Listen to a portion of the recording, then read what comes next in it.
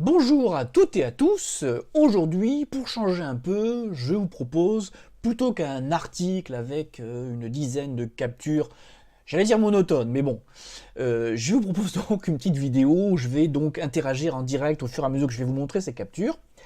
Alors, je tiens à préciser que cette vidéo est postée sur YouTube, mais que je l'ai volontairement catégorisée en non répertorié. Ça veut donc dire en clair qu'elle n'apparaîtra pas sur la chaîne, que la seule façon de la voir, c'est de connaître le lien. Et pour connaître ce lien, il faut venir sur spc.name et lire cet article. Voilà, donc je tenais à donner cet avantage à vous, les abonnés, ou en tous les cas les personnes qui viennent voir le site régulièrement. Alors, il y a quelques jours, j'ai fait un live improvisé sur l'arnaque Dyson. Vous avez été nombreux à le regarder ce live, à cette vidéo, ça vous a vivement intéressé. Et en discutant avec plusieurs d'entre vous, j'ai vu que ces arnaques, il y en avait de plus en plus. Et ces jours-ci, Visio 3 m'a transmis des captures d'écran d'une arnaque, dont je vais appeler l'arnaque de la Poste, même si c'est pas la Poste qui est derrière tout ça. Et j'ai trouvé ça intéressant, et du coup, voulant moi-même la tester, j'ai demandé à Visio 3 de me transférer, alors Visio 3 pour rappel c'est un contributeur des SOS PC, je l'en remercie, de me transmettre donc ce mail, hop, alors voilà, j'ai ma souris aujourd'hui qui réagit pas bien. Voilà, donc vous voyez, il m'a transmis ce mail, et d'ores et déjà, alors vous le savez sûrement déjà, mais je tiens à le rappeler, la grosse fenêtre verte confirmation de commande, si vous avez un doute un jour sur un mail, vous passez votre souris sur la boîte de dialogue en confirmation de commande, et comme vous voyez sur l'écran, tout en bas à gauche, s'affiche le lien de l'adresse, et là on voit déjà qu'il y a un petit problème avec le lien.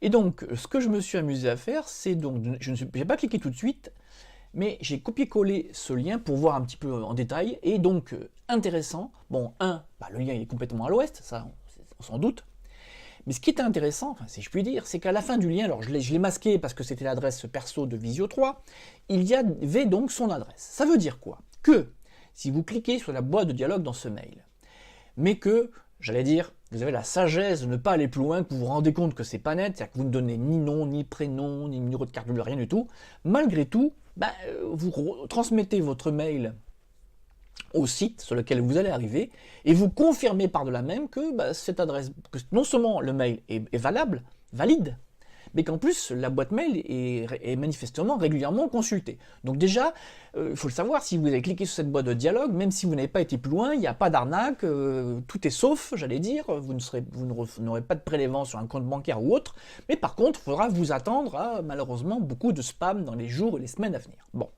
alors, moi, ce que j'ai fait, c'est que j'ai modifié la fin de ce lien, et donc, j'ai donc copié ce lien, et donc, j'ai copié ce lien, et puis je me suis rendu compte, voilà, parce que je parle en même temps, mais je navigue dans la douzaine de captures, j'ai essayé de me rendre sur le site, et comme vous pouvez voir, Kaspersky Internet Security a fait son job, et m'a bloqué l'accès, donc c'est super. J'ai voulu en savoir plus, bon, effectivement, on voit bien que c'est complètement à l'ouest, cette adresse, alors c'est une adresse qui est absolument pas, j'allais dire, propre,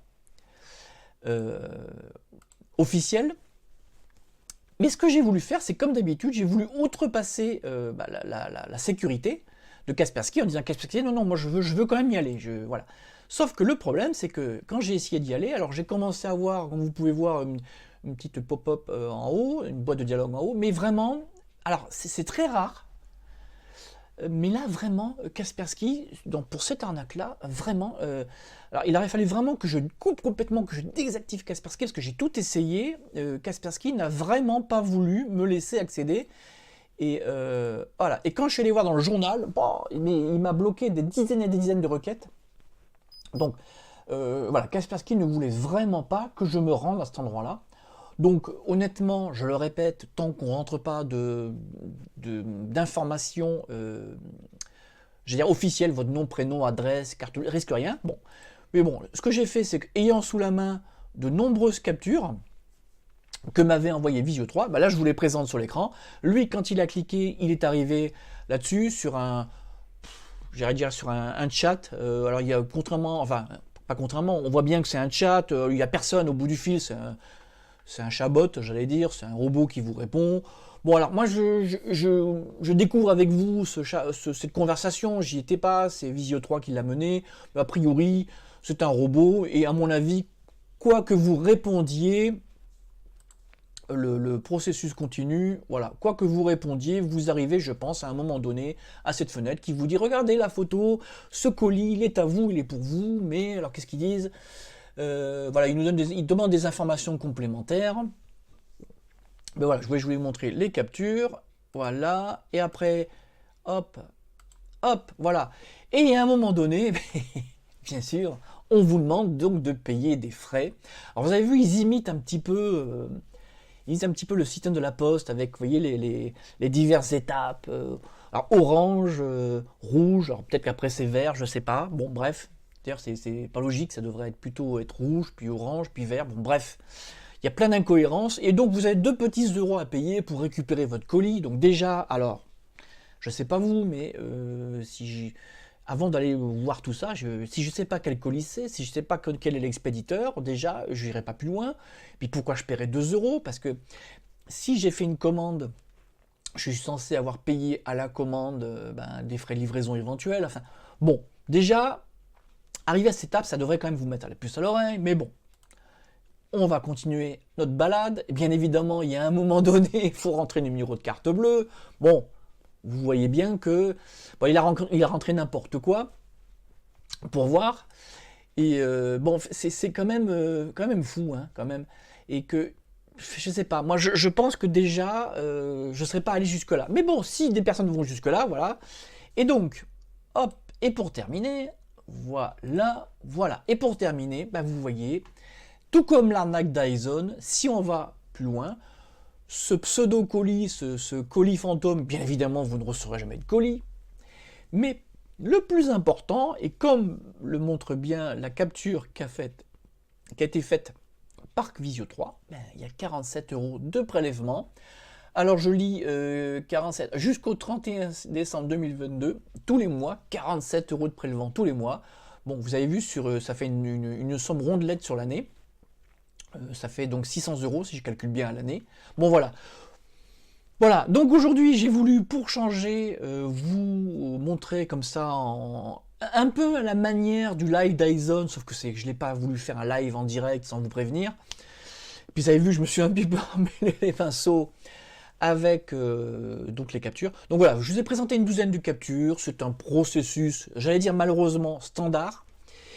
Et là, récemment, il y a quelqu'un qui m'a posé une question, je crois que c'est par mail, j'en profite pour répondre.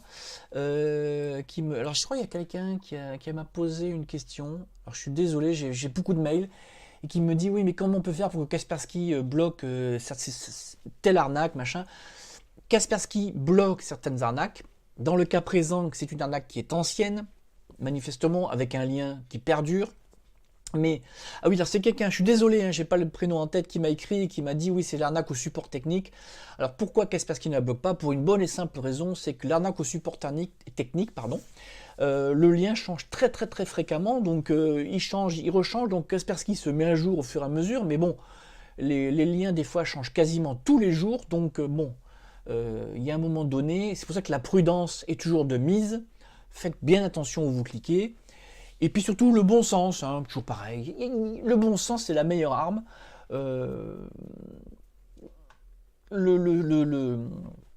L'arnaqueur joue sur le fait que vous allez penser que c'est votre commande. Alors c'est vrai que de nos jours, on commande beaucoup.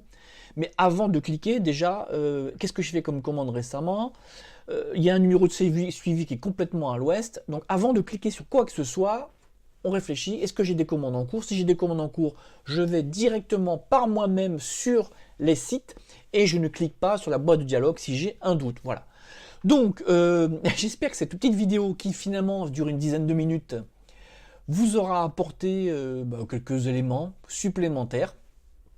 Je trouve ça toujours intéressant de décortiquer ces arnaques, mais même si elles se ressemblent. Bon, écoutez, dites-moi ce que vous en avez pensé. Je suis sûr que vous allez me dire dans la zone de commentaires, moi aussi j'ai la même, moi j'ai une qui lui ressemble, j'en suis sûr.